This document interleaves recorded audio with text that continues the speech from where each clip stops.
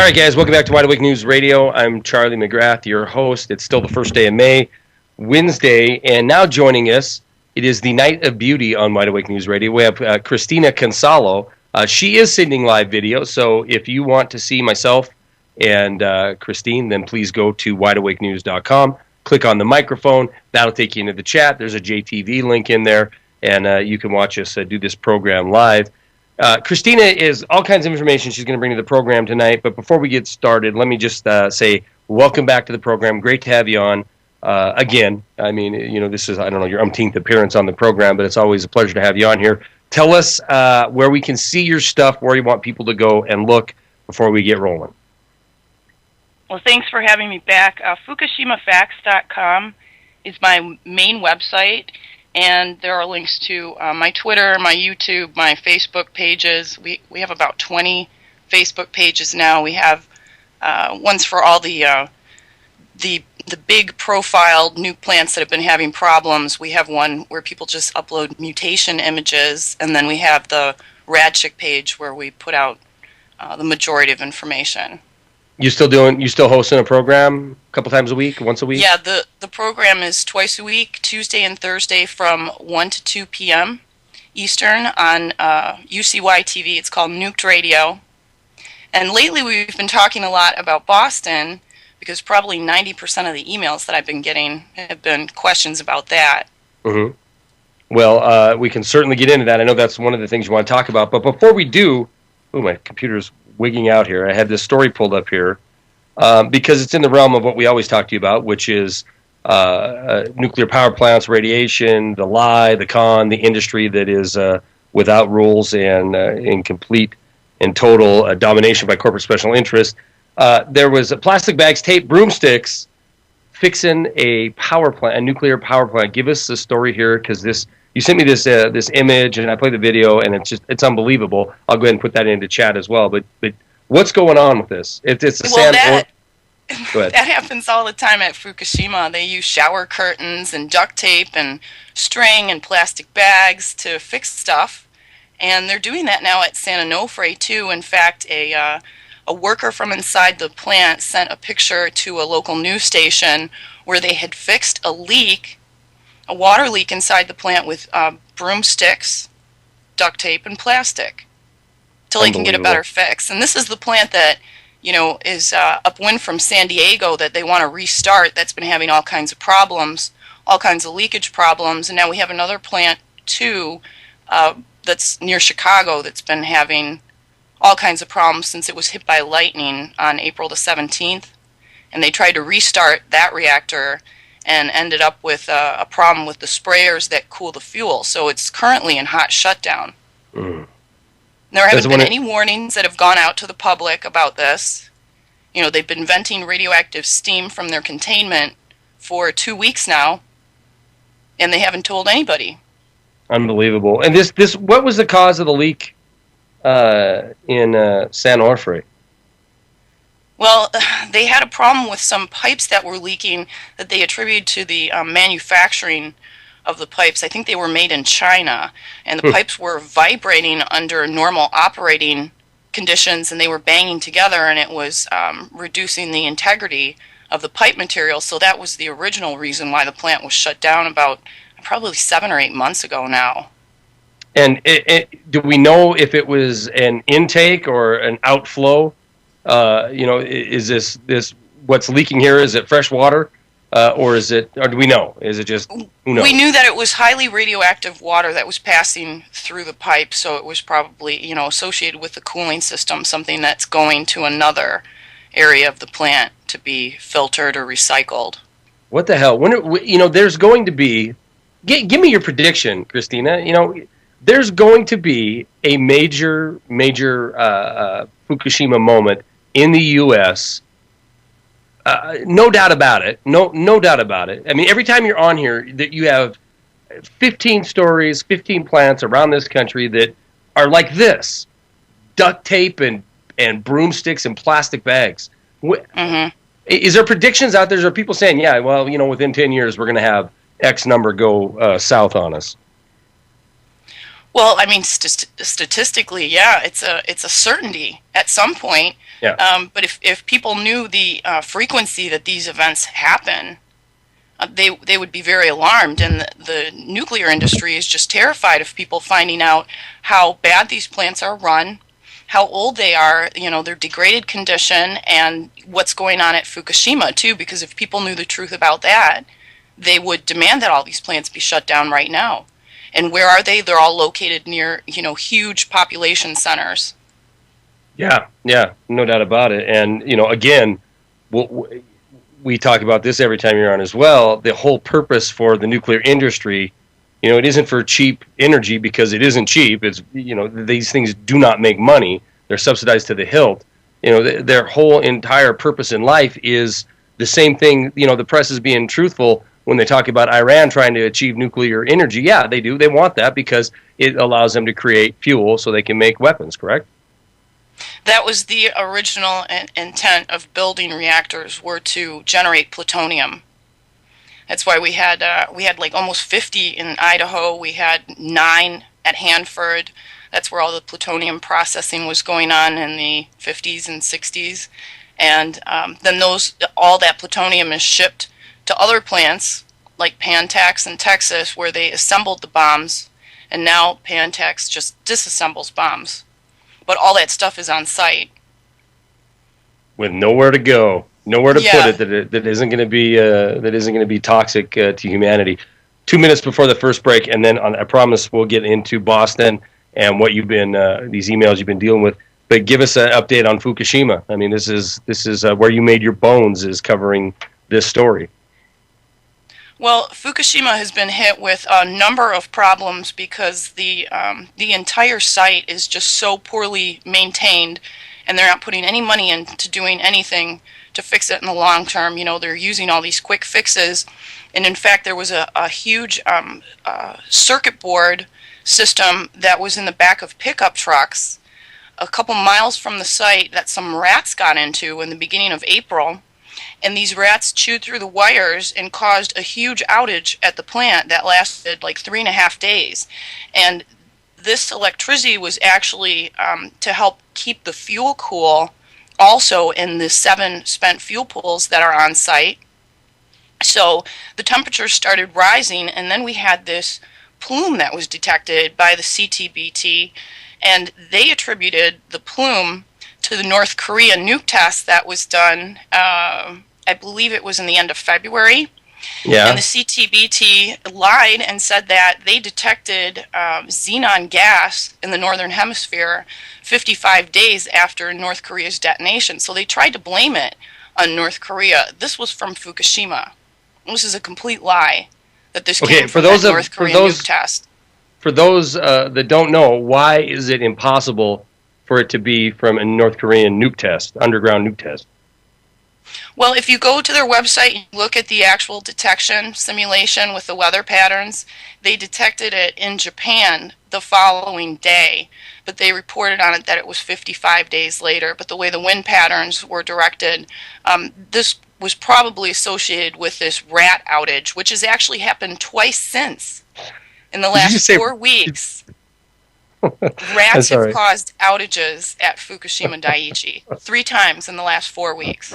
They can't get this rodent problem under control.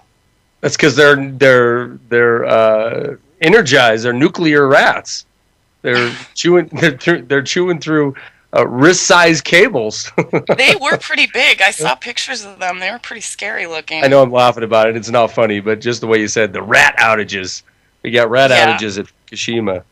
Well, it's a point, it's just ridiculous at this point. Even Time Magazine said it's like Wile E. Coyote is running Fukushima. There's so many things going wrong there these days. The Acme Nuclear Power Company.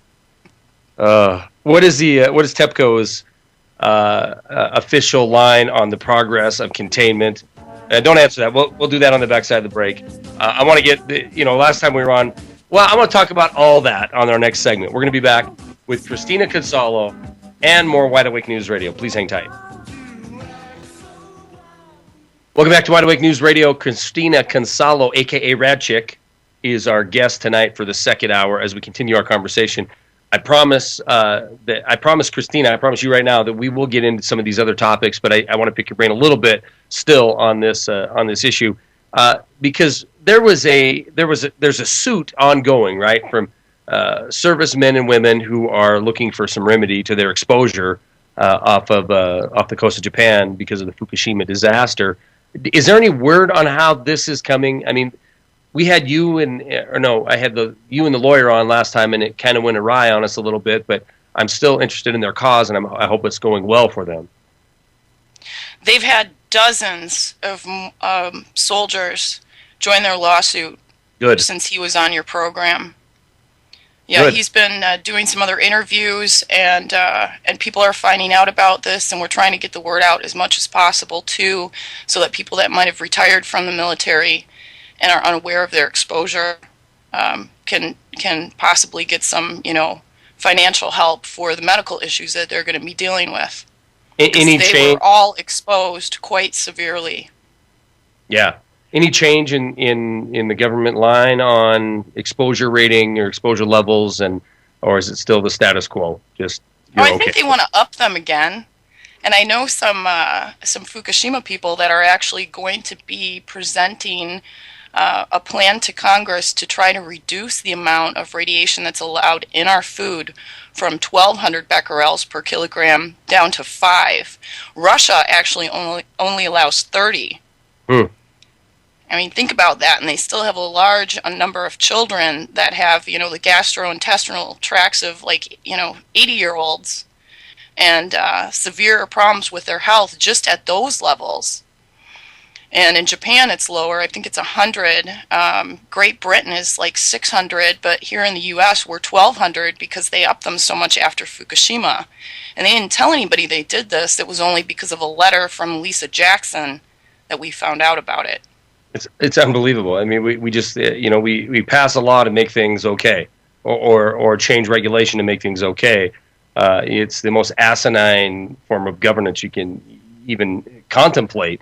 This force that is invisible, but the effects are down the road. So we'll just make it okay now. That way we don't disrupt any commerce or any industry that might have been instrumental in funding campaigns or funding careers, but we all end up paying for it in the long run. So, I mean, it is just terrifying. I do need to know, though, what is TEPCO's latest prediction on containment? And, it wasn't there even talk of restarting or continuing restarting process on this plant? Well, they're saying that it'll take 30 to 40 years to decommission the plant. Yeah. That would make it actually safe for people to inhabit the areas around it too, and it's just not possible. Even Michio Kaku has said it's going to take centuries to decommission that plant if they can ever do it. I mean, really, the only thing they could do at this point is encase the entire place in concrete, or this sounds terrible, but nuke it and blow it into the ocean because it's already contaminating the ocean at such high levels, and at least then you're not sacrificing your air from this stuff that's constantly, steaming out of the ground. And recently we've had some video captures from the plant that shows, these huge steam events are going on, and they correspond to this new xenon detection. And this was around the time that I flew also in a plane and with a Geiger counter and measured some really high levels of radiation in the sky.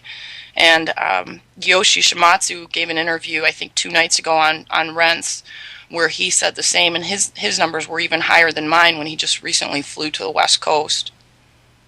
Where did you just pack a Geiger counter onto the plane with you? How'd you do that? Just go, I'm bringing this on, and then it was going off while you were traveling? Well, I just had it in my purse, and I had set the counter because I didn't expect it to go over 200 CPMs while I was flying. So I actually set the alarm at 1,000 to make sure that it wouldn't go off and scare people on the plane, because I wanted to run it during the entire flight. And we actually had a bomb threat at the terminal the morning that we flew. So our flight was delayed, and I hadn't slept the night before. So as soon as we got on the plane, I turned on the Geiger to see what the levels were on the ground, and they were kind of the same that they are at my house, like, Which was 40, what? 50, 40, okay. 50 CPMs. And shortly after the plane took off, I fell asleep. And about a half an hour into the flight, the alarm started going off. And it was like, beep, beep, beep. Like, it was really loud. And it woke me up, and I was like, oh my God, we haven't even reached our flight altitude yet. And this thing is already at 1,000. And I think the highest it got was like 1,395. So I shot some video, and I took some pictures, and, put some stuff on Instagram about it. And then... Well, hold that thought. We'll pick up with that story when we come back. That's incredible. I want to know what the reaction of the people on the plane. Christina Consolo, also known as RadChick. We'll be right back with her and more Wide Awake News Radio. Please hang tight. Welcome back to Wide Awake News Radio. Christina Consolo, also known as RadChick, is our guest. We're continuing the conversation. For those of you on Justin TV, we're hearing about the levels of radiation that are normal and whatever normal is. But as Gary pointed out during the break, there is no safe level. However, in the mid 60s, anything higher than that CPM is a concern, is what the experts that you have spoken to and that you trust have said. So you're on the ground at 40 or 50 CPM. You get to altitude, and you're at what?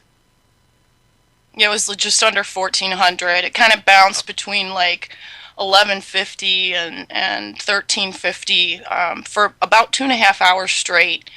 And I wish I knew that the Geiger had a total count feature, because I would have turned it on the first part of our flight, because we had 4 legs of a flight to get to Mexico and back. And so just on one leg of that flight, flying from Charlotte to Cancun, we were exposed to 200,000 counts total. And that's just way too much, and we've all been sick since. I ended up in the hospital in Mexico. I was actually really sick there. I had a kidney problem that started the day after we got there. And it kind of ruined it for me for the rest of the trip. And I've been sick ever since I got home with like upper respiratory stuff. And a lot of the kids that went with us, were about 100 people from my daughter's school that were all on the same trip. A lot of them have been sick, and I had skin problems. And I mean, what was really upsetting there was the amount of plant damage. And in Mexico? In Mexico, and there's a epidemiologist and statistician. He has a blog called W.A.N, and he just recently published some information on plant mutations that are occurring in Japan and in the Northern Hemisphere. And he had posted all these videos of like sick palm trees in La Jolla. And then, of course, we have this seal problem where all these baby seals are washing up from the Pacific and Southern California. I'm having people already send me pictures of roses and dandelions and things that are mutated in Southern California already, because their growing season had started about a month ago. And I found my first mutations here today, too, in some dandelions, really big ones. And this isn't going to go away. In fact, if these dandelions that we all saw last year have viable seeds, we're going to have billions more of these mutated plants. And that's what this statistician epidemiologist is saying as well. And so I sent him my videos from Mexico, and I said, all this stuff that you're showing that's happening in Japan, the rads were low in Mexico. They're not getting it in the air like we're getting here, but there's something raining out, and it's burning the plants. And there's signs of all different kinds of mutations that were found after Chernobyl, after 3 Mile Island, and the same thing is happening after Fukushima. There's something called witch's broom, where plants that normally have a single stem will branch into many stems like a broom. There's gigantism, where some part of a tree or a bush or a flower will be many times larger than what's normal than the rest of the plant. And mutations, where the leaves grow in funny, unusual ways from parts of the plant that aren't normal. And I documented all of these things and sent them to this guy. And he said, the big problem, what people don't realize too, is it's not just the radiation, but the core exit. that's being rained out from the Gulf is mixing with the radiation, and you get something called a multiplier effect. That's when radiation and chemicals come together, and they'll affect an organism tens or hundreds or thousands of times more than just the single thing would, like the core exit by itself or the radiation by itself. You get a synergy between these two things. And he thinks that's what's going on with the plants. And I mean, it's something people will eventually catch on to when everything outside looks dead. You know, at that point, it's too late. You know, we've already gone through 2 years of this. People who have been paying attention, have put the time and the effort into researching these past accidents and the cover-ups that have happened, and the people that have gotten sick from it know what we're in for from Fukushima, and that's just from the information that we have, because TEPCO's withheld so much. We really don't know how bad things are over there, and because our government has withheld so much information, we don't know how bad things are here, except for all these independent people who've gone out and bought Geiger counters and taught themselves how to use it and taught themselves how to mitigate, because it's not coming from any of the sources that we would expect to protect us. Yeah, no doubt. In fact, exactly the opposite is coming from these sources that we expect, you know, that we don't expect, we demand, because, you know, we pay for them as far as protection, and we're certainly not we're not being told the truth. You said you found for the first sign where you live of plants that were mutated, right? Just today? Yeah, I was actually visiting a friend of mine who's in jail. So she's incarcerated, and I had a visit. I don't know if we needed today. that part of the story. I don't know if we needed that. No, there's a point to the story. Okay, all right. In jails, the ventilation system is closed, so they keep recycling the same air. And you'd think that was a bad thing in terms of like sickness and disease and germs and bacteria, and it is. But when you think about the radiation, and I walk outside of the jail and there's dandelions growing all over and they're mutated, these cops that work in the jail, because they go outside to go home or do other things, they're getting exposed to more radiation than the inmates, because the inmates are in a closed ventilation system. I mean, the irony is just unbelievable. Yeah. So you saw that is very ironic. Yes, it's good to be a prisoner, I guess, is the moral of that story, as far as exposure to airborne radiation. But this is where you found the mutation in dandelions today. Yeah, and I shot some video and I uploaded it to YouTube before I came on tonight. Oh, well, the question I had was: is this the first time you've seen this in where you're at? This mutation? I mean, so it's not only persistent, but it's getting worse? This spring, it's the first time. But no, I started noticing mutations in my area of the country in July of 2011. And that's what clued me in that something's really wrong here. And I was a photographer for 25 years, and as a hobby, you know, I would shoot stuff in natures, and I love trees and plants, and I had a big garden. And I know when something's not right. And I saw oak trees, saplings that had these huge pom-pom things on top of them. And I was like, what is that? You know, and I took pictures of it and I sent it around to some people, and they're like, yeah, that's a mutation. And then I started checking like mushrooms, and I started seeing it in dandelions. And then the following season of 2012 is when we really got hit. And I had created a Facebook page called Mutation Watch, where people could just upload images of what they find in their own yards and gardens. Is there any... Who pay attention to this know when they see something that's not right. And when you start seeing this is coming from people all over the northern hemisphere, it's an environmental factor. So what's causing it? Well, I would assume it's radiation, because we know that we've been exposed to Fukushima, and we know that fallout has landed here because even the USGS measured it. But they shut down all the testing in April of 2011 and said we don't need to do this anymore. And that plant has been having, you know, radioactive gas and steam coming out of it, and and the water that they're using to cool the fuel is pouring into the ocean. There's storms. All the storms that hit the West Coast are generated out of the Pacific. And then we have this enormous, tsunami debris field that may or may not be radioactive, although every expert I've talked to said it definitely is, especially things that are porous, you know, foam and wood and things like that. Drywall, right, which is going to be what's floating, right? This is going to be in this. And this is all going to hit the beaches. And the federal government gave the state of Washington $50,000 to clean it up. 50 grand. $50,000. I need to do a math problem that shows like how many trucks it took to truck away everything at 9/11 and how much all that weighed, because we have an idea of what this debris field weighs. And in terms of cost, I mean, this could contaminate all of the beaches on the West Coast. And it's already been hitting Alaska and BC in a very big way. This started last year. Yeah, 50 grand. Wow. There's a lot of concern there for the effects. We're going to be back with Christina Consolo, and I know you want to talk about some of these emails, and that's exactly what we're going to start with. We'll be back in just a minute. Hang tight.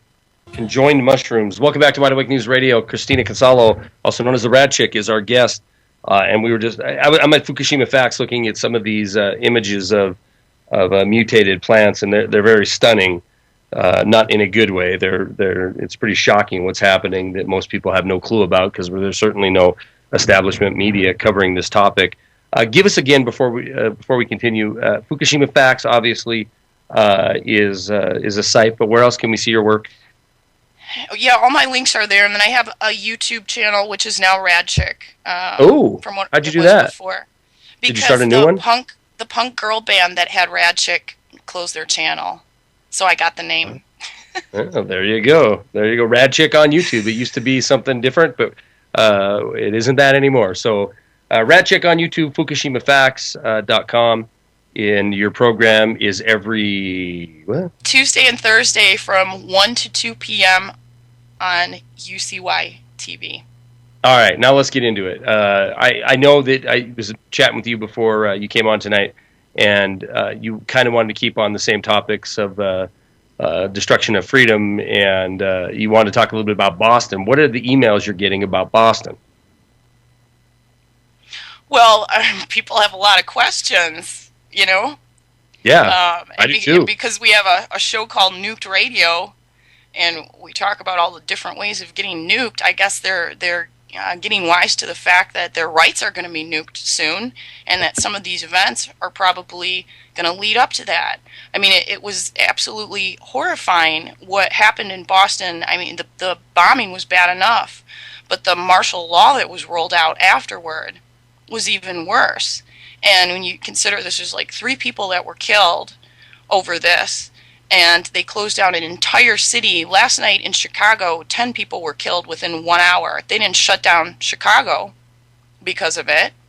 And, at no time was martial law ever used. They called it shelter in place. And I love that one. I love that, yeah, shelter in place. Yeah. And the videos are just starting to come out of people like being dragged out of their homes with their kids, being frisked and sent down the street, and it was pretty horrifying. And I had a mother that grew up in Nazi Germany, so I've heard stories like this my whole life of these tyrannical governments and how dangerous they are. And my big concern is like people are being, scared into this need to continue the war against terror. And what we really need to ask ourselves are, who are the real terrorists? And just knowing, what I've uncovered from studying Fukushima and learning of all these, intricate relationships between the corporations and the politicians and the banks and the media, I think that's who we really need to be afraid of. And at some point you hope that logic and history wins out, because if we give up any of the rights that we have now, we won't be getting them back. And I know that they want to control us, and I know that we have enormous problems in our banking system, and that someone is going to need to be held accountable at some point for those problems when it all falls apart. And there's just no way that it's sustainable. And so when it does fall apart, who are they going to blame to protect the people that caused it? Because there's going to be a lot of people that are very angry when they can't access their money, and when they find out the truth of what has been going on. And the real threat is not the terrorists. And if you look at, just like I wrote a couple of numbers down from earlier today, 2001 to 2009, Yeah. We lost 3,000 people due to terrorism. During that same time period, we lost 192,000 to homicide, 204,000 to drunk driving, 874,000 to diabetes, 4,462,000 to cancer, and 5 million to smoking, 6 million to heart disease. But where have we spent our money? $700 trillion to fight terrorists that killed 3,000 people. And Yeah. I've seen polls where as much as possibly 87% of people now don't even think that 9/11 was conducted by the terrorists, that they think it was an inside job by our government because logic and physics and history pointed that out to them eventually 11 years later. Yeah, no doubt. And I didn't want to interrupt you because you're giving a lot of good information there. But you're 100% right. This is what I talk about all the time. In fact, directly after Boston, when the lockdown occurred, the martial law occurred rather. I started looking at some statistics too, and I put out in a video. Look, should we shut down Utah because Utah is the beehive state, right? And bees kill 53 people every year in the United States of America. So I mean, this is insanity. Not belittling the deaths of 3 people in Boston or the hundreds of people that were injured. Those are terrible, terrible events that occurred. But my God Almighty, we are destroying this nation in the name of saving this nation from terror. So if we believe for 1 second that that the events that occurred in Boston, the response was justified, man, it is time to wake up and realize that isn't the path that we want to go down. We don't want to go down that road, and unfortunately, it isn't a matter of if we're going to go down the road. It's how far down it we have went, and it is a long, long way. When we have, out of all the people that we consider to be establishment, right? Establishment newscasters or establishment politician. I think it was Bill Maher is the only establishment media individual that questioned the lockdown of Boston for the event that happened there. And Ron Paul. Ron Paul came out and said the lockdown itself was worse, more egregious than the actual event. So there is no shortage of crises that can be put before the people. What we need to realize is the response to these crises isn't about fixing that immediate problem, that immediate crisis. It's about the continued decay of our freedom, right? Yeah, and at no other time in our history have we been exposed to really so much propaganda between TV and magazines.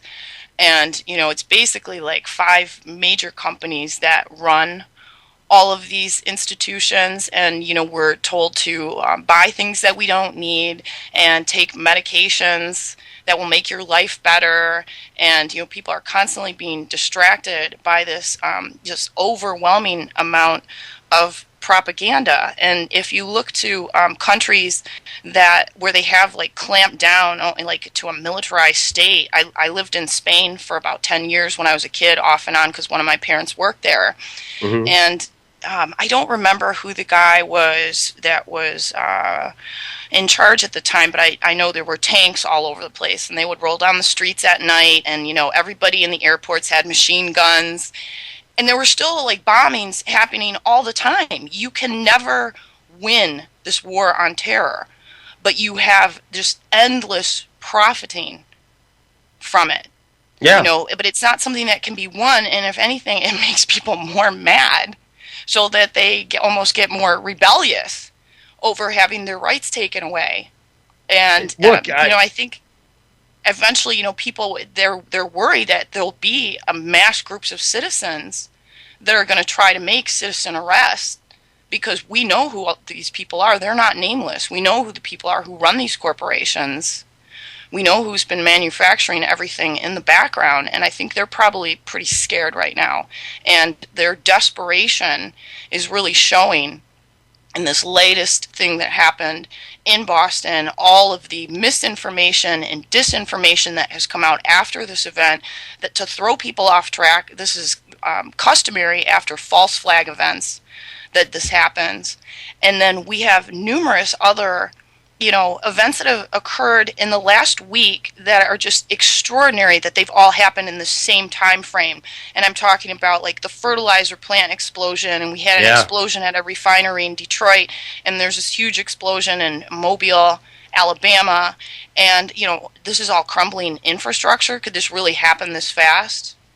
And in every one of these reports, there's eyewitnesses that are saying strange things have happened, like there were weird-looking planes in the air and people setting up cameras the day before the explosion of the fertilizer plant. They won't let any media into that area to cover what's going on now, but the government has sent a team to investigate, so you're putting the fox in charge of the hen house. Again, we know that they can't be trusted for numerous reasons, but they're going to conduct the investigations. And there's no way that they can come out right at the beginning and say that any of these events were not sabotage. It takes very highly trained individuals doing months and months of research to determine what the cause of all these events are. But who's going to be telling us? The government, because they're the ones who will conduct these investigations. No doubt, and you're 100% correct. When you get the news, when it's all shoved into 24 hours, and you have the event, the conclusion, the guilty party, all wrapped up in a nice little paper package, and then you can start selling Remember Boston T-shirts 3 days later. It should be screaming in your mind that this isn't right. You're correct. There's no way you're going to find out this fertilizer plant is an act of God or whatever they wanted to blame it on. Without an investigation. My God, you had tons of fertilizer blow up. You have a massive crater that you're going to go through and try to find the cause of it.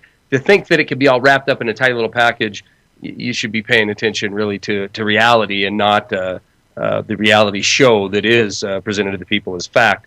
I wanted to cover this in Boston last year. Right, Boston is a pretty safe city. 600 or close to 600,000 people in city limits. 58 murders in Boston last year. In Chicago, they probably have that this week. But so 58 murders or homicides in Boston. Not one time, except for on the marathon day, did they implement martial law. So back to the reaction and the ability for the powers that be to sell this off as normal and even patriotic. It's sickening. Not only is it sickening, it should tell us exactly where we're heading into, the kind of world, the kind of country we're heading into. Christina, thank you very much for coming on, and I appreciate it. Always a pleasure to have you on here, and we'll definitely get you on here again within a month or so, for sure. Okay, thanks, Charlie.